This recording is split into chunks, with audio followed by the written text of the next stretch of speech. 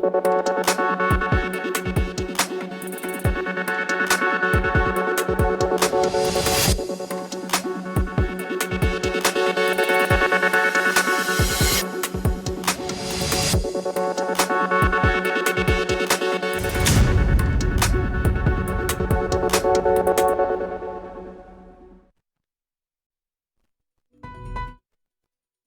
साथ खबरों को विस्तार से भी जानेंगे, लेकिन शुरुआत करते हैं हेडलाइंस के साथ। इन्वेस्टर्स समिट के बाद धरातल पर एमओयू को उतारने का काम जारी। 2 दिन के समिट में 5000 निवेशकों ने की शिरकत। 33,000 करोड़ के हुए एमओयू साइन। केंद्रीय रक्षा मंत्री अजय भट्ट की प्रेस कॉन्फ्रेंस। कांग्रेस सांसद धीरज साहू को लेकर कांग्रेस पर साधा निशाना। ये पूरी तरह से भ्रष्टाचार को बढ़ावा देने वाले लोग।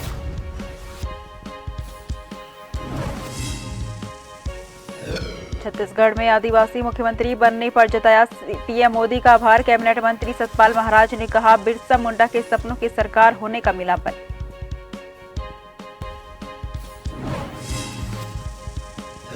देहरादून जिलाधिकारी सोनिका ने लगाया जनता दरबार। मिली 86 शिकायतें, त्वरित किया गया निस्तांतरण। ज्यादातर जमीन विवाद के मामले आए सामने।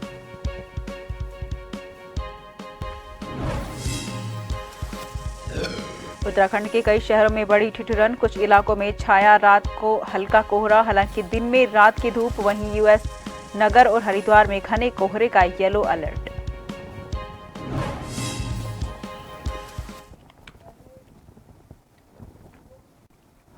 रुक करते हैं खबरों की ओर। जम्मू कश्मीर के 370 धारा मामले पर सुप्रीम कोर्ट का फैसला आ गया है। कोर्ट ने सरकार के निर्णय को सही ठहराते हुए 30 सितंबर 2024 तक नए परिसीमन के साथ चुनाव कराने का फैसला दिया है। सुप्रीम कोर्ट के फैसले को लेकर के उत्तराखंड के मुख्यमंत्री पुष्कर सिंह धामी खुशी का इजहार करते हुए कहा कि प्रधानमंत्री नरेंद्र मोदी के नेतृत्व में भारत सरकार ने जो धारा 370 समाप्त करने का निर्णय लिया था, जिस पर सुप्रीम कोर्ट ने अपनी मोहर लगा दी है। साथ ही मुख्यमंत्री पुष्कर सिंह धामी ने कोर्ट के इस फैसले का स्वागत किया। कहा कि फैसला जम्मू कश्मीर के लोगों की जीत है। साथ ही उन्होंने कहा कि यह फैसला श्यामा प्रसाद मुखर्जी के सपनों की भी जीत है।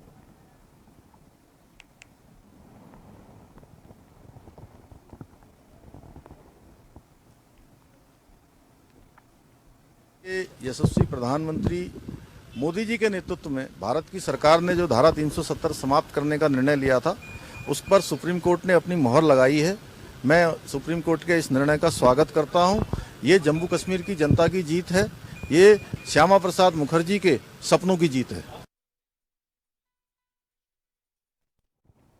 पीआरडी के स्थापना दिवस पर रैतिक परेड का आयोजन किया गया, जिसमें मुख्यमंत्री पुष्कर सिंह धामी ने परेड की सलामी मिली। इस मौके पर मुख्यमंत्री और विभागीय मंत्री ने ड्यूटी के दौरान हुई पीआरडी के जवानों की मौत के बाद परिवारजनों को चेक वितरित किए। वहीं पीआरडी को अपना लोगो यानी कि निशान चिन्ह भी मिल गया, जिसका लोकार्पण मुख्यमंत्री ने किया। संबोधन में मुख्यमंत्री ने कहा कि राज्य को आगे बढ़ाने में पीआरडी के जवानों का अहम योगदान रहा है, चाहे वो आपदा हो, चारधाम यात्रा हो या फिर कावड़ यात्रा। साथ ही उन्होंने कहा कि सिलक्यारा टनल हादसे में भी पीआरडी के जवान डटे रहे। कहा कि परीक्षण या पूर्ण प्रशिक्षण की दर 1500 से बढ़कर 2500 की गई है। साथ ही 200 धुलाई भत्ता भी दिया जाएगा।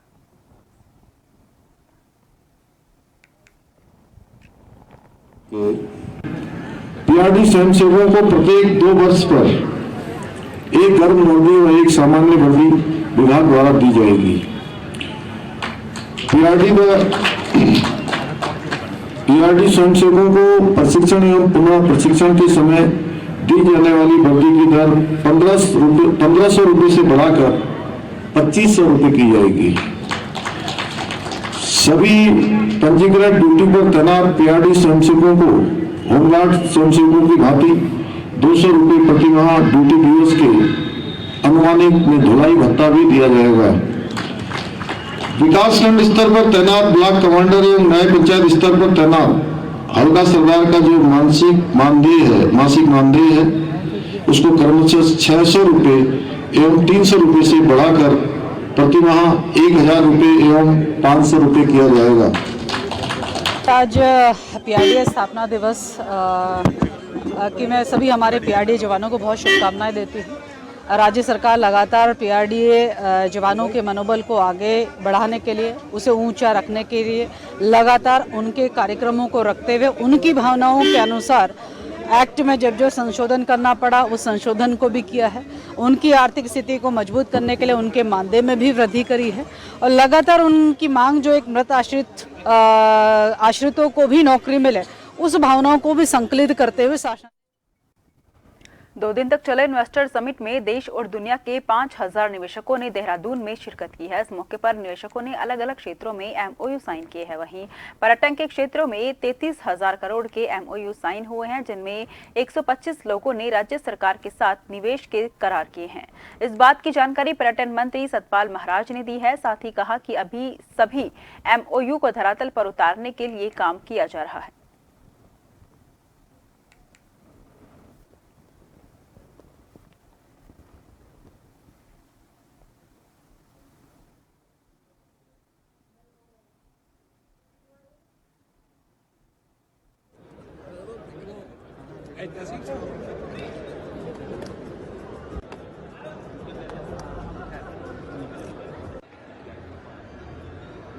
हमारे लगभग जो है 33,000 करोड़ के एमओयू साइन हुए हैं और 125 फर्म्स ने साइन किए हैं और काफ़ी इन्वेस्टमेंट का स्कोप है और हमने बताया है कि बहुत कुछ हम करने जा रहे हैं, तो उससे भी लोग प्रभावित हैं। देहरादून में हर सोमवार की तरह आज भी जिलाधिकारी कार्यालय में जनता दरबार लगाया गया, जहां जिलाधिकारी सोनिका को 86 शिकायतें मिली, जिनमें कई शिकायतों का त्वरित निस्तारण कर दिया गया, जबकि कुछ शिकायतों के निस्तारण करने के लिए संबंधित अधिकारियों को निर्देशित किया गया। बता दें कि ज्यादातर शिकायतें जमीनी विवाद, सीनियर सिटीजन, बिजली, पानी आदि से संबंधित रही हैं।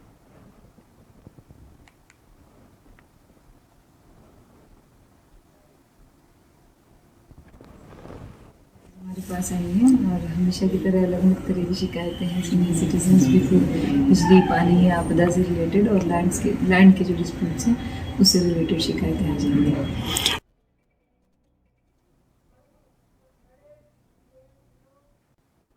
टनकपुर के उत्सव गार्डन में पुस्तक मेला आयोजन समिति की ओर से प्रेस वार्ता की गई। इस दौरान समिति ने 3 दिवसीय लगने वाले पुस्तक मेला को भव्य बनाए जाने और संपन्न किए जाने पर मौजूद पत्रकारों के साथ विचार विमर्श किया। जानकारी देते हुए बताया गया कि द्वितीय पुस्तक मेला 22 दिसंबर से 24 दिसंबर तक मेले का आयोजन राम रतन लाल भगवत शरण अटल उत्कृष्ट राजकीय बालिका इंटर कॉलेज टनकपुर चंपावत में किया जाएगा।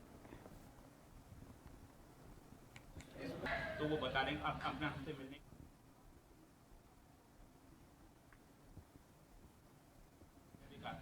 कि ये चीजें यहाँ से आगे जानी चाहिए। उनका खुद का ऑब्जेक्टिव उन्होंने सीमांत बाल महोत्सव मनाया यहाँ पर, तो पढ़ाई लिखाई इसमें हमने विविध बौद्धिक सत्रों को रखा है। 60,000 से अधिक इसमें किताबें आने वाली हैं यहाँ पर और उसमें 100 से अधिक पब्लिकेशन यहाँ पर बच्चों के लिए अवेलेबल रहेंगे। 2D 3D मॉडल, वैज्ञानिक कोना, साथ में उनका 5 दिवसीय बाल कार्यशाला है और उनमें हमारे भारत और नेपाल के धार्मिक, पारंपरिक, आध्यात्मिक संबंध कैसे रहे हैं, इस विषय पर चर्चा है।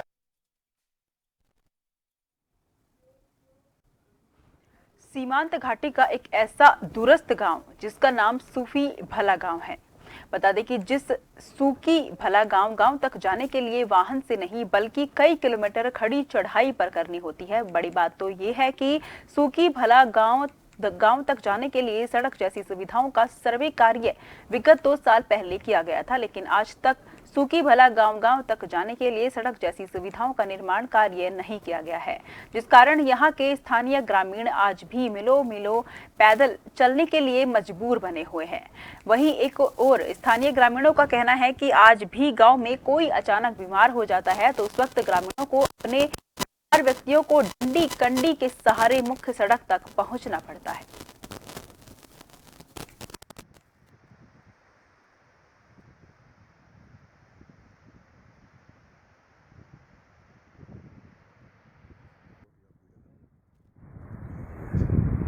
लगातार शासन प्रशासन ज्ञापन देने के बाद भी आज भी हमारे ग्राम पंचायत के जो सड़क निर्माण कार्य है वो रुका पड़ा हुआ, जिससे कि ग्रामीणों में काफ़ी आक्रोश है। पीडब्ल्यूडी विभाग द्वारा ये विधानसभा चुनाव से पहले सड़क निर्माण कार्य के लिए कार्य स्वीकृत की थी। उसके बाद इसमें कार्य आदि लगभग 100 मीटर से कम कार्य हो चुका है, परंतु 5 किलोमीटर कटना है, परंतु इसमें कोई कार्रवाई नहीं हो पाई, जिससे कि ग्रामीणों में काफ़ी रोष व्याप्त है। और साथ ही मैं कहूँगा कि हमारे जो ग्राम पंचायत भलगांव सो की जो धौलीगंगा के कटाव पर दाहिने तट पर जो कटाव हो रहा है, इससे भलगांव के जो 74 परिवार हैं लगातार स्लाइडिंग जोन के कगार पर हैं। और जब अधिक वर्षा होती है, बर्फबारी होती है, तो इसमें ग्रामीणों को काफ़ी खतरा रहता है। रामनगर क्षेत्र के मोहल्ला बंबाघेर निवासी लक्की मेहरोत्रा करीब 1 वर्ष पूर्व साउथ अफ्रीका रोजी रोटी कमाने के लिए गए थे। बताया जा रहा है कि वर्तमान में लक्की साउथ अफ्रीका में बीमारी के चलते जिंदगी और मौत के बीच संघर्ष कर रहे हैं। इस मामले को लेकर सोमवार को उनकी पत्नी प्रिया मेहरोत्रा ने बताया कि उनके पति साउथ अफ्रीका में एक प्राइवेट कंपनी में नौकरी करते हैं और कुछ दिन से उनके अचानक जब स्वास्थ्य खराब हुआ तो उनके सहयोगियों द्वारा उन्हें उपचार के लिए साउथ अफ्रीका के एक अस्पताल में भर्ती कराया गया, जहां चिकित्सकों द्वारा उनकी कराई गई विभिन्न जांचों में उनकी किडनी के अलावा कई अन्य परेशानियां उजागर हुई। इसके बाद उनके पति जिंदगी और मौत के बीच संघर्ष कर रहे हैं। उन्होंने केंद्र सरकार से अपने पति को शीघ्र एयर एम्बुलेंस के माध्यम से भारत लाने की मांग की है।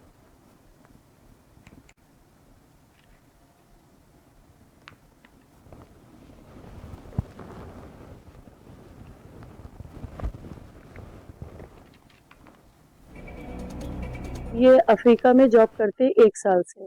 अब ये पिछले 3 महीने से बीमार हैं, तो इनको वहाँ के हॉस्पिटल में एडमिट कराया, आईसीयू में इस समय, लेकिन इनकी हालत में कोई सुधार नहीं हो रहा है। इनको लंग्स, लीवर और किडनी में प्रॉब्लम है, जिससे ऑक्सीजन में दिक्कत हो रही, तो हम उनको ऐसे इंडिया नहीं ला सकते। मैं इसलिए आप सभी पत्रकार भाइयों से अनुरोध करती हूँ कि आप भारत सरकार से ये मेरा निवेदन करिए कि वो मेरे पति को एयर एम्बुलेंस के द्वारा भारत लाकर उनका यहाँ ठीक से इलाज करा सकते हैं। देहरादून एसएसपी अजय सिंह ने शहर की सड़कों पर उतरकर अवैध अतिक्रमण करने वाले लोगों के विरुद्ध मोर्चा खोला है। शहर में सड़क किनारे मौजूद अतिक्रमण की वजह से अक्सर जाम की समस्या उत्पन्न होती है, जिसकी वजह से आम जनमानस को भी परेशानियों का सामना करना पड़ता है। इसी के तहत देहरादून एसएसपी अजय सिंह अतिक्रमण के विरुद्ध निरीक्षण करते नजर आए। इस दौरान अतिक्रमण करने वालों को एसएसपी ने चेतावनी भी दी। एसएसपी अजय सिंह ने बताया कि इंस्पेक्टर समिट के वक्त शहर से अतिक्रमण को चिन्हित कर हटाने का काम किया गया था, जिस वजह से ट्रैफिक व्यवस्था में सुधार भी देखने को मिला था। फिलहाल अतिक्रमण करने वालों को चेतावनी भी दी गई है।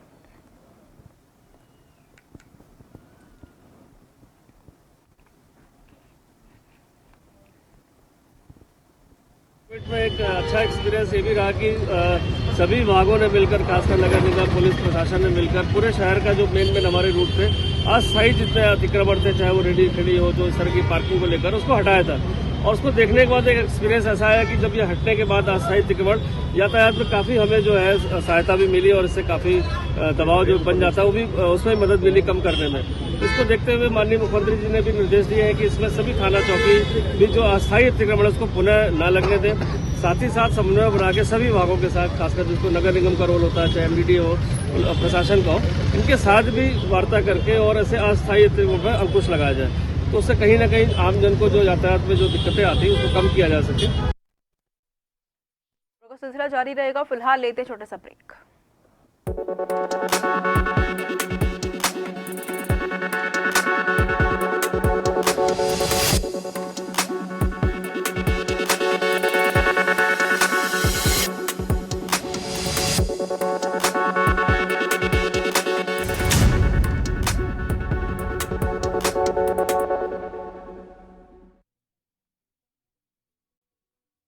ब्रेक के बाद फिर से आपका स्वागत है। रुक करते हैं खबरों की ओर। हरिद्वार में पुलिस क्षेत्र अधिकारी स्वप्निल मुयाल ने सिडकुल थाने में पहुंचकर अर्धवार्षिक निरीक्षण किया। इसमें असलहा की स्थिति, बैरक की स्थिति और रजिस्टर और अन्य रखरखाव के बारे में बड़ी बारीकी से निरीक्षण किया गया और मातहतों को आवश्यक निर्देश दिए गए। पूर्व आयोजित अर्धवार्षिक निरीक्षण में सीओ सदर जब थाने पर पहुंचे, सर्वप्रथम किसी भी स्थिति से निपटने के लिए पुलिस कर्मियों के सुरक्षा कवच के बारे में बड़ी बारीकी से निरीक्षण किया। कार्यालय परिसर में रखे सैकड़ों हथियारों को भी बारी बारी से चेक करते हुए महिला और पुरुष कांस्टेबल से भी उसकी जानकारी प्राप्त की। कार्यालय में रखे रजिस्टर और अन्य अभिलेखों को भी बड़ी बारीकी से जांच किया गया।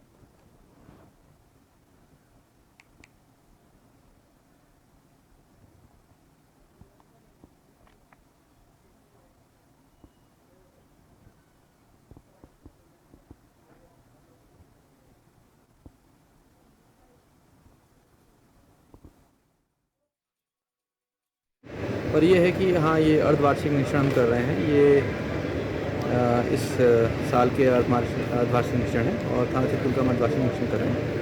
तो इसमें अलग अलग चीज़ों का निरीक्षण करें, जैसे कि कस्बा हो गया, थाना परिसर हो गया, रखरखाव देख रहे हैं, साफ़ सफाई देख रहे हैं, असलों का रखरखाव, असलों में साफ़ सफाई, काउंटिंग करते हैं, सब चीज़ें मौजूद हैं कि नहीं है, कुछ मिसिंग तो नहीं है, या फिर देखते हैं कि क्या चीज़ निष्प्रयोग हो गई है, उसका हम रिप्लेसमेंट कैसे कराएंगे, किस तरीके से कराएंगे, और बस यही सब दिक्कत करते हैं। मौसम विभाग ने एक बार फिर से पूरे प्रदेश भर के लिए पूर्व अनुमान जारी किया है। मौसम विभाग के निदेशक विक्रम सिंह के मुताबिक पश्चिमी विक्षोभ सक्रिय होने से उत्तराखंड में इसका कुछ ज्यादा असर देखने को नहीं मिल रहा है।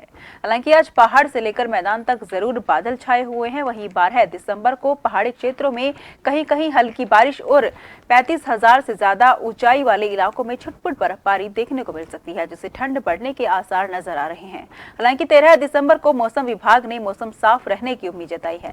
साथ ही आने जाने वाले कुछ दिनों तक उधम सिंह नगर और हरिद्वार जिले में घना कोहरा छाए रहने की उम्मीद है। वहीं मौसम विभाग के निदेशक विक्रम सिंह ने कहा कि बारिश की अगर बात करें तो इस सीजन बारिश जिस मात्रा में होनी चाहिए थी वो देखने को नहीं मिली।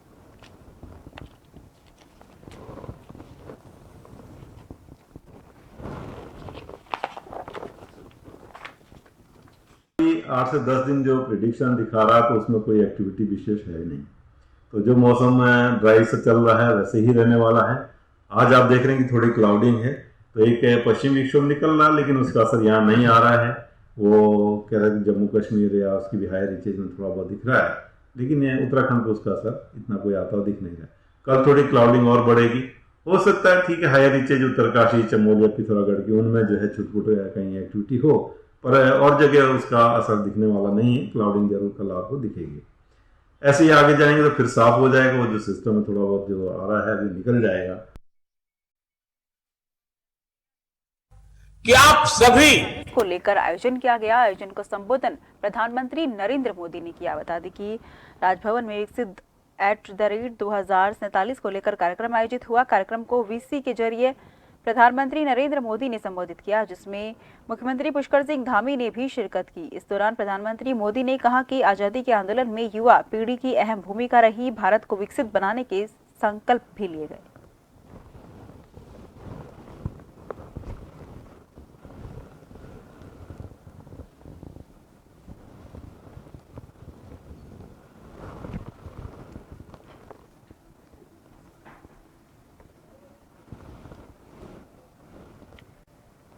मुख्यमंत्री पुष्कर सिंह धामी ने एक पुस्तक का विमोचन किया। बता दें कि समृद्ध उत्तराखंड को लेकर इस पुस्तक का विमोचन किया गया। पुष्कर सिंह धामी ने रविवार को FRI में सूचना और लोक संपर्क विभाग द्वारा प्रकाशित पुस्तिका सशक्त नेतृत्व समृद्ध उत्तराखंड का विमोचन किया। उन्होंने कहा कि विकास पुस्तिका राज्य सरकार द्वारा संचालित योजनाओं, नीतियों को जन जन तक पहुंचाने का माध्यम होती है।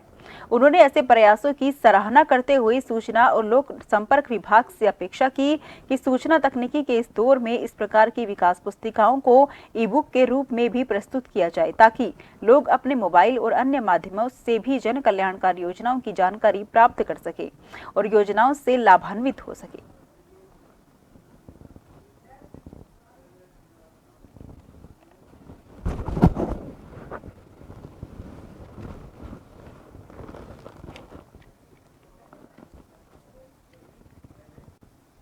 मुख्यमंत्री पुष्कर सिंह धामी ने पुस्तक विमोचन के बाद श्रमिकों के मेहनत और कार्य की तारीफ की, जमकर सराहना की।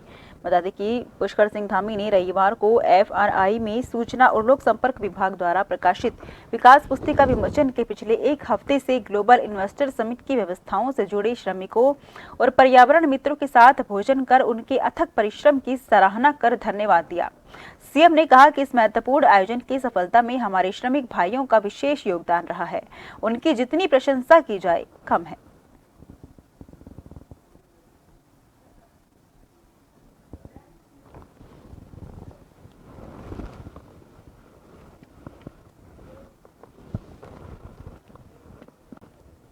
वहीं कांग्रेस सांसद धीरज साहू के घर पे कैश मिलने का मामला लगातार तूल पकड़ता जा रहा है। बता दें कि झारखंड से कांग्रेस के राज्यसभा सांसद धीरज साहू के कई ठिकानों पर आयकर विभाग की छापेमारी में 210 करोड़ से ज्यादा की नकदी बरामद हुई थी। जिसके बाद राजनीतिक भूचाल आ गया है। हल्द्वानी में केंद्रीय रक्षा मंत्री अजय भट्ट ने प्रेस कॉन्फ्रेंस करते हुए कांग्रेस पार्टी के ऊपर गंभीर आरोप लगाए हैं। उन्होंने कहा है कि कांग्रेस पार्टी भ्रष्टाचार को बढ़ावा देती है। जिस तरह से कांग्रेस के राज्यसभा सांसद धीरज साहू वर्ष 2010 से लगातार राज्यसभा सांसद बने हुए हैं और उनके ठिकानों से आयकर विभाग को 210 करोड़ रुपए नकद प्राप्त हुए हैं, ये पूरी तरह से भ्रष्टाचार को बढ़ावा देने वाले लोग हैं। उन्होंने इंडिया गठबंधन पर भी निशाना साधते हुए कहा कि ये गठबंधन भ्रष्टाचारियों का घमंडी गठबंधन है। वर्तमान में सांसद हैं, उनके ठिकानों से ये मानिए उनके घर से 210 करोड़ रुपए अभी तक बरामद हो चुके हैं, ईडी ने कर लिए हैं। एक बहुत बड़ा जो जनता की धनराशि अपने घरों में रखी थी अपने व्यक्तिगत प्रयोग के लिए और अपनी पार्टी के प्रयोग के लिए, वो आज दुनिया ने देख लिया है, पूरे देश के लोगों ने देख लिया है। बड़ी बड़ी ऊंची बात करने वाले घमंडिया ऑर्गेनाइजेशन में जिन लोगों ने हमारी सरकार को बदनाम करने की नियत से जो अपना एक ऑर्गेनाइजेशन बनाया है, उनकी पोल खुलती नजर आ रही है, नहीं बल्कि खुल चुकी है। उत्तराखंड में कैबिनेट मंत्री ने पीएम मोदी की जमकर तारीफ की। बीजेपी की जमकर तारीफ करते हुए उन्होंने कहा कि उत्तराखंड के कैबिनेट मंत्री सतपाल महाराज ने छत्तीसगढ़ के आदिवासी को मुख्यमंत्री बनने को लेकर के प्रधानमंत्री नरेंद्र मोदी की जमकर तारीफ की। उन्होंने कहा कि एक आदिवासी के मुख्यमंत्री बनने से बिरसा मुंडा के सपनों के सरकार होने का बल मिला है। साथ ही उन्होंने कहा कि छत्तीसगढ़ में पार्टी ने उन्हें स्टार प्रचारक बनाकर भेजा था और वो इससे विधानसभा में भी प्रचार करने गए थे, जहां से छत्तीसगढ़ के मुख्यमंत्री विष्णुदेव सहाय चुनाव लड़ रहे थे और उन्हें इस बात की खुशी है कि उन्होंने जहां जहां भी प्रचार किया वहां पार्टी को जीत मिली है।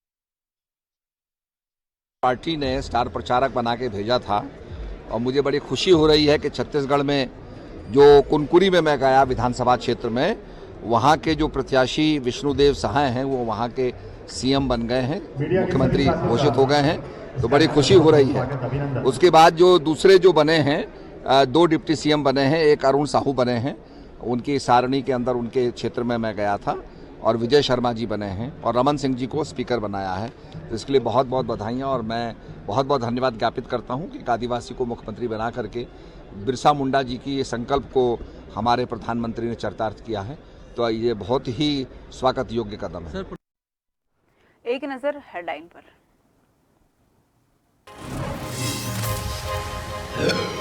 इन्वेस्टर समिट के बाद धरातल पर एमओयू को उतारने का काम जारी। 2 दिन के समिट में 5000 निवेशकों ने की शिरकत। 33,000 करोड़ के हुए एमओयू साइन।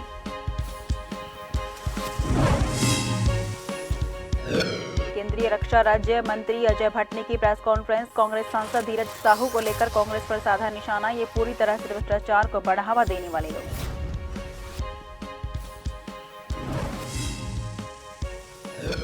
छत्तीसगढ़ में आदिवासी मुख्यमंत्री बनाने पर जताया पीएम मोदी का आभार। कैबिनेट मंत्री सतपाल महाराज ने कहा बिरसा मुंडा के सपनों के साकार होने का मिला बल। देहरादून जिलाधिकारी सोनिका ने लगाया जनता दरबार। मिली 86 शिकायतें, त्वरित किया गया निस्तारण। ज्यादातर जमीनी विवाद के मामले आए सामने।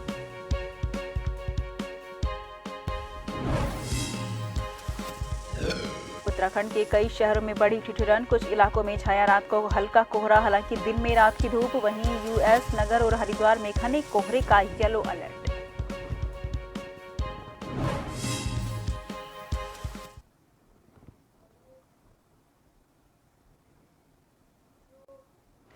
फिलहाल के लिए मुझे दीजिए इजाजत। देश भर की तमाम खबरों के लिए आप लगातार देखते रहिए जन टीवी, क्योंकि हम हैं जन जन की आवाज।